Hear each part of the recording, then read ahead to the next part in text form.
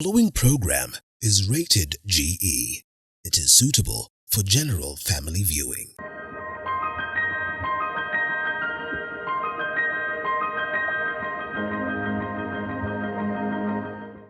Good evening and welcome to Beyond the Limit. We all understand just how crucial a responsibility you play, your employer plays in making sure that the workplace is a safe space for you. And of course, with the rise in cases of mental concerns, it's important that, that place where you spend so much time of your life, then of course, is a safe space for you. And therefore, this evening, we'll be discussing about just how crucial mental health and wellness is at the workplaces and what are some of the things that we need to do to make sure that we contribute to this ample space of survival. So welcome on board. It's always good having you. And it's a sit down with the three doctors. We have Dr. Rehab with me right next to me. We also have Dr. Jane, who is at the center. And lastly, we have Dr. Sarah, who's on my farthest left. This is the left. Dr. Sarah, karibuni sana. Thank you so much as always. It's a joy having sessions with you as we also get to learn and, even become better. And so the work space is one of the spaces where we spend, I would say, 3/4 of our times in life. Compared to even at home and all that. And therefore, if you are in a workspace and you are not comfortable, then most of the times you're told that there's a huge, huge problem. And just like marriage, when it is not working out right, then you're told to exit. But before you exit, you must earn a living. And therefore, what do you do to make sure you contribute to a better space for you when it comes to working? We start with you, Dr. Rehab. What are some of the factors then that would contribute to a positive or negative mental concern, in the work environment, within organizations, within places where we spend so much time? There are many factors that would contribute to workplace issues. And one major issue would be the problem of lack of organized workload, organized job description. Maybe that really brings a toll on somebody. There are times when you find that somebody doesn't have a definite structure. They don't know really what they're supposed to do, and it's like they're given work every day. That one can really create a great toll on the mental health of somebody. An overbearing boss also. There are some bosses that are never satisfied. However much you work or whatever you do, the boss, is so overbearing. And that is another problem. In short, the workplace environment, if it is not a good environment, it becomes very, very stressful on the workers. All right. It begs the question as to just who is supposed to make the environment a good environment. What then is the role of the employer and the employee in making sure that the work environment is good for them? We begin with you, Dr. Sarah. That's a good question, and we are asking it at the right time. One, because work environment really matters.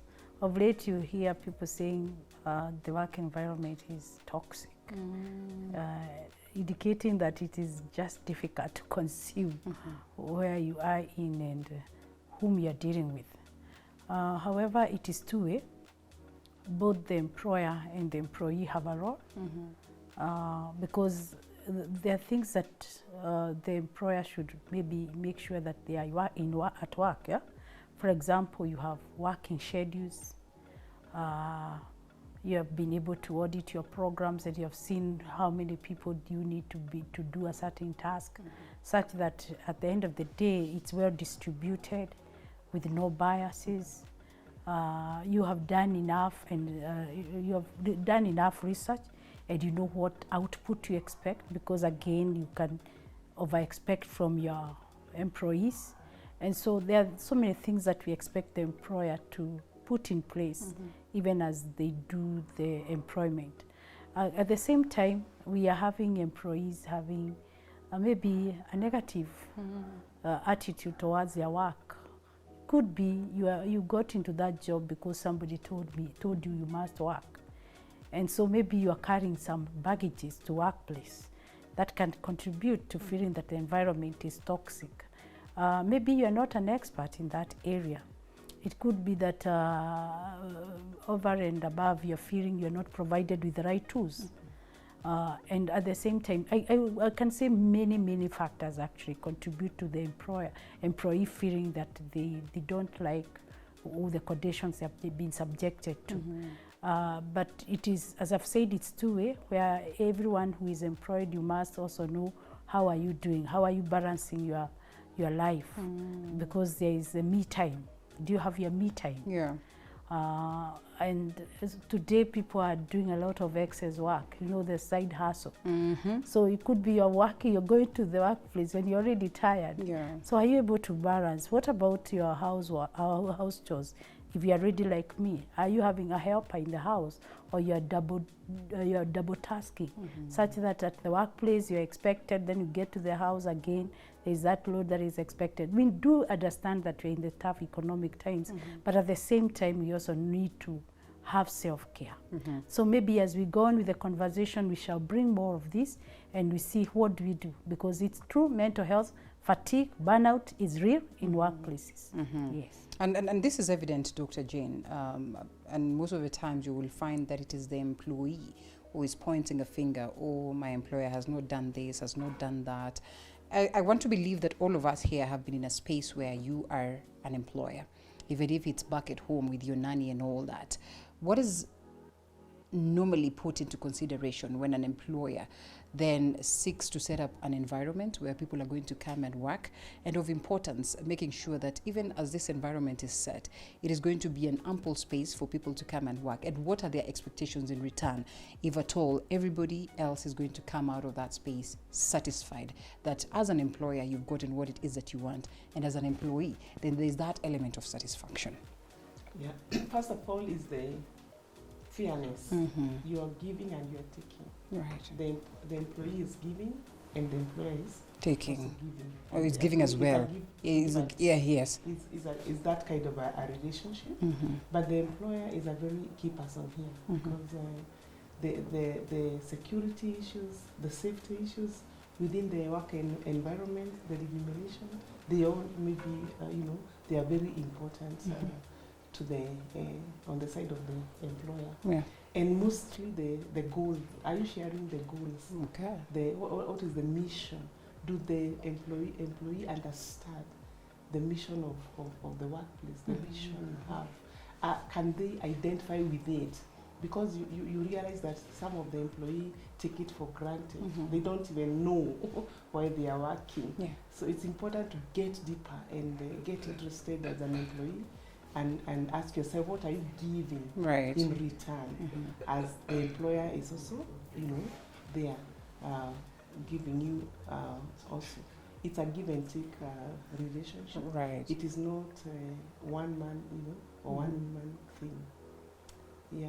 There's a mentality that people always have, and most of the people who are employees, that this is their place. Now this is the employer's place, and like you rightfully say, probably they do not carry the vision. They do not understand that if this place succeeds, then we all succeed. This is such a difficult mentality to root out, and perhaps is what gets employers or employees to get that level of burnout and sometimes have lots of complaints. Yes, it needs to be communicated very well. Yeah. Because when the burnout and mental health issues come, there's a lot of loss, and both of them will suffer. Right. It's not one person who will suffer.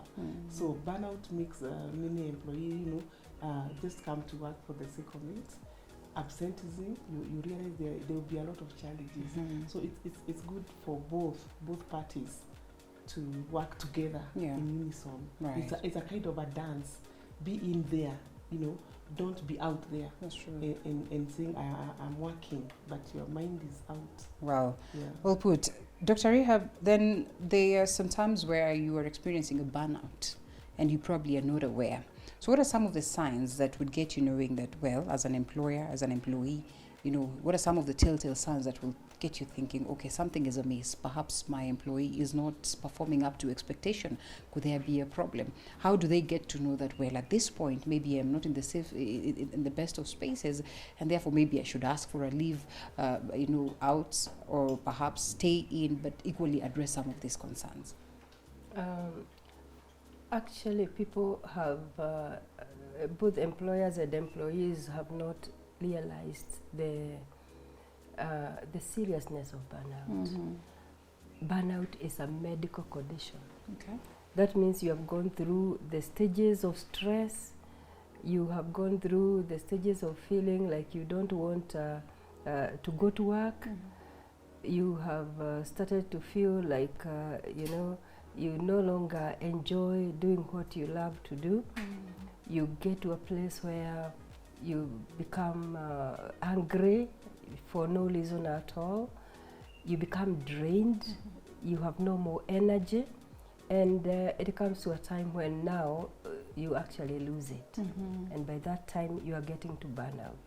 So when you start seeing these signs of feeling like you don't want to go to work, you no longer enjoy doing what you love to do, you are losing appetite, you are losing sleep, you are stressed, you are unhappy generally, then you need to do something about what you are feeling. Because the next thing that you are going into is burnout, and when you get to burnout now, that means that you are not functioning. You are not functioning. And when you get there now, it is a medical condition. It's a medical concern. We have seen people admitted to hospital because of burnout. So when you see the small telltale signs, you better take leave. You better make a decision on what to do, but mostly take leave. Take leave. Yeah. All right, and we are looking at a scenario where the cases of burnout and stress are prevalent in most work setups today. And therefore, then one would want to understand what are some of the ripple effects of all this, first of all, to the work setup and of importance to an individual, especially when it comes to the mental aspect of it. But I'm told that we must take a quick short break, and then we come back with you, Dr. Sarah, on that very note. All right, allow us to take a short break. We're back. Welcome back to Beyond the Limit, and of course we are discussing mental wellness at places of work, which is very, very important. Before that break, Dr. Sarah, we're looking at the prevalent cases of stress as well as burnout today, and just getting to understand the impacts, the effects, the ripple effect, not just to you as an individual, but as well the employer and certainly the work environment. We have accepted that there could be many stressors in any workplace, things that may make somebody get into burnouts and also get fatigued. We have also said there could be those reasons again, those symptoms that we may see. For instance, you have said you see somebody being absent, people seeking medical help because they are sick, headaches, stomach aches, ulcers. We have seen those are some of the symptoms that come up when people start complaining that they are tired of the work they are doing, or they are not ready to move on. But however, we see there is need to look at the losses that you may go through, because it comes with its consequences again. You find again you are less productive in your workplace, and socially people are likely to blacklist you, in that they would think, now this one I cannot be grouped with them. They do, every maybe if the organization has different departments, you find everyone people don't want to be associated with you. You who has looked like you don't work, people want to keep off. So that is you become a social misfit in the job place. We also have the issues of, again, the organization using a lot of money because they want to support these medical cases. Absenteeism, again, is a challenge. Every time you're calling on people who are in and who are not in, and keeping on following up, it becomes very difficult for a manager to follow their supervisee. It's very difficult. So I look at it that both of you, the employer and the employee, become losers. We look at it that sometimes even the family come in, because we have to follow up on the family, what's happening. This person is not coming to work in time. This person is not available when they are called on certain tasks. So we are also seeing it now going to legal, where again the organization is wondering, what do we do with this person who is ever absent? So you go, it has legal implications, and even in terms of time and financial implications as you follow up this person who is not ready to work and to give in their all. Right. But as we have said, it could be because of fatigue and could be burnout. So I think we need to be watched. We, as an organization, you need to watch to what extent shall you tolerate or shall you allow people who are going through fatigue or burnout. But at the same time, have you taken mitigation measures to stop it happening? Have you considered what is happening with these people? Lest you can close down an organization. If everyone is complaining of being overworked, they'll seek also transfers. Right. So you shall have again a high turnover, which again can affect your production. That brings us to the point of understanding policies and just understanding, what is the setup goals like Dr. Jane had earlier mentioned. So workplace policies in this case, the practices, just what kind of role do they play in making sure that we promote mental wellness among employees as well? We cut this by the nib before it gets to a level where it's too late. Dr. Jane. Yeah, I think there are workplace policies in place. Like, do the employees have time for break? Right. Do they have leave days, like where they can sign out and reflect and refresh, rewind and come back re-energized? We have the recreation, the gym and other sporting activities, and other times where workshops and conferences for people, where people can be themselves and benchmark with others. So the policies are there, where the remuneration, is it possible for the employee to be able to have some breathe out, in all areas, and even assisting in some of the issues that come with mental health, medical scheme, which is a mandatory when they get sick. Yeah. Beautiful. And most of the times they say that the leadership must be ahead, a step ahead, and that's a reality we cannot run away from. So how then do leaders come in to make sure, or the managers, to make sure that they foster supportive and inclusive culture that would be helpful to make sure that they prioritize mental health and as well that sanity in the work setup? Well, the leaders or the managers, like you said, need to be a step ahead. In other words, they need to understand the needs of their employees. Yeah. They need to look into, every employee and at least understand what can I do better for them. Because when you come in and do something for this employee and they feel good, they'll be refreshed. And the manager or the leader needs to at least understand that they need to bring in some refreshing kind of workplace issues that will energize the workers. The manager needs to understand that also these workers will need some place where they can bring out steam. Okay. And it is okay for them maybe to have some times when they can come together and they can have time to talk one with another. Sessions like those, they can plan for them so that these people can feel refreshed and they can be able now to take another some other time to work. So it is the work of the manager to ensure that they bring in some things they put in place, some things in the system where the workers can be able to brainstorm, they can be able to come in and do what they love to do best, maybe some time to play, maybe take the workers out for some trips once in a while. It is refreshing. So, what I'm saying is that the leader needs to think out of the box. All right. Yeah. And as they think outside the box, we understand that dialogue is crucial, and we have acknowledged that indeed it is important for people to dialogue and have constant communication.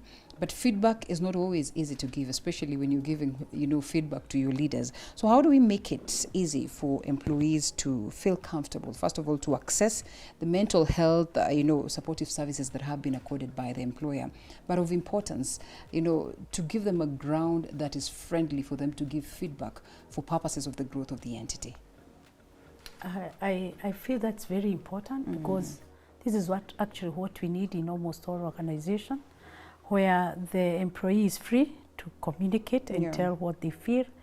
But I feel that if we can come up with employee resource groups, ERGs rather, where the small groups within, just like the way we have cell groups in churches or safari groups like the way we have in our church, groups where people can freely talk and give feedback on what they feel in their workplaces. It will be so essential in that they are able to tell each other how they feel, and this can be channeled or can be relayed back to the employer.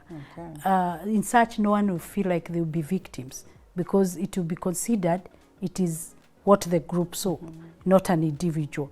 At the same time, you're able to be each other's keeper within that resource group, where we can tell each other, what do you feel? Can you take off this time?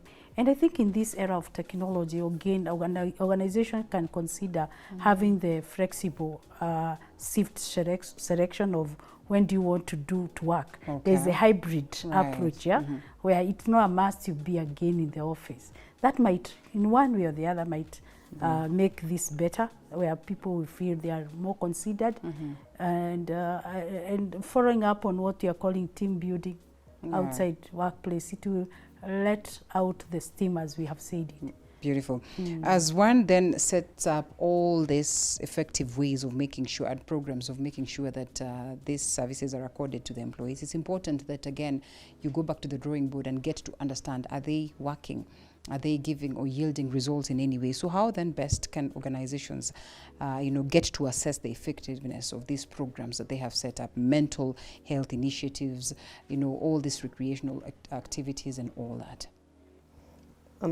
These are a lot of things to do, like carrying evaluation. Yeah.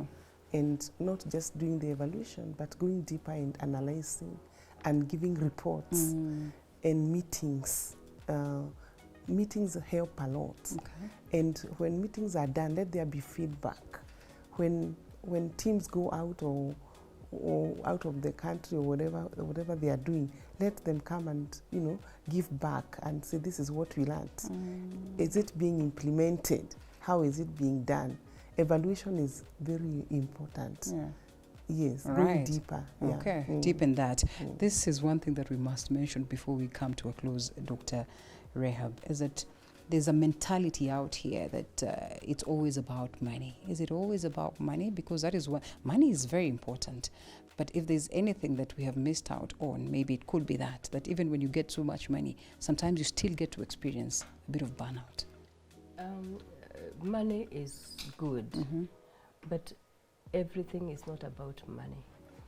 Burnout does not come because you don't have a lot of money. You could be having a lot of money, but the work is just, incredible. So it's not about money.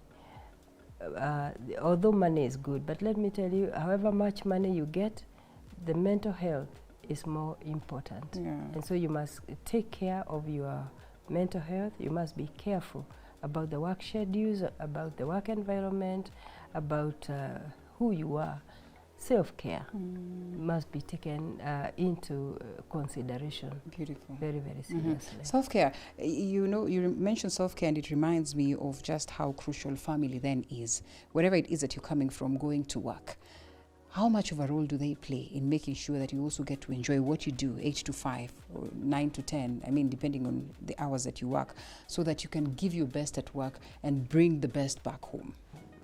Dr. Sarah? I'm seeing this question is taking me back to what Yeah. Dr. Rehab has said, Yes. that money is not key. Yeah. But I need money to take my family to for holidays. Fact of life. Again, if I don't have money, how will I take them out of Thika Yeah. and take them for a holiday elsewhere? So, all in all, I need to make my family enjoy the money that I get, Yeah. such that they will see what I'm doing with that money and they are able to contribute. As much as I'm overworking this other end, I should also see that I reciprocate in that I give them also time to hear what is this they wish to have, what is this they wish to do, and then they enjoy the money that I've worked for wherever I was. Yeah. So let's bring our families on board. Let's tell them when we are going for extra duties, Yes. and let us update them. That's And I think in that they will walk with you through the journey. Even in the time that you feel you're tired, you'll be able to, at least they'll be able to understand. And I think dialogue is key in the family. Have family hours in the evening after work. Sit down, let's talk through what have you gone through the day, and relax. I think it's a moment of bringing out what is this you went through. Yeah. It is healing. It's a therapy by itself. Okay. The immediate family is part of what can give you therapy in times of hard times. So reason together and tell them how my day was, whom did I experience, Right. what did I do, and they also maybe comfort me or encourage you. Yeah. Yeah. All right. Sometimes an employee comes to you and they tell you that, oh, well, of course I have some mental concerns and therefore I need a break, or maybe I'll just be around, but please understand me. How do we deal with the stigma that comes around with that and make sure that the rest of the employees then also do not get you more stigmatized? Dr. Jane, you take that as we close. Yeah, I think these days now the stigma issues are winning away because from the top government and the county government, the counseling and psychotherapy has become part of it. Even the Ministry of Health is really supporting workplace counseling, and it is actually mandatory now to care for your staff. And if you have employees who are even having babies, there is a creche for them. There should be a place where they can even go, and counseling offices are open. That's so true. yeah, I think there's a lot that has happened. The issues of stigma are really being addressed. They are personal issues now. Yeah. Good. The doctors, as always, thank you so much, Dr. Rehab, Dr. Jane, as well as Dr. Sarah. It's always good having sessions with you and reminding ourselves of the concerns that affect us as a people and just how best we can get to handle them. Remember, you must love yourself. If at all you're going to give the best, it has to begin with you making sure that you have your best for yourself. So, well, play that role in making sure that you foster, an environment that is friendly for you. That is the work environment. My name is Linda Alela. It was good having you, as I look forward to see you again next Saturday. Do have yourself a lovely night.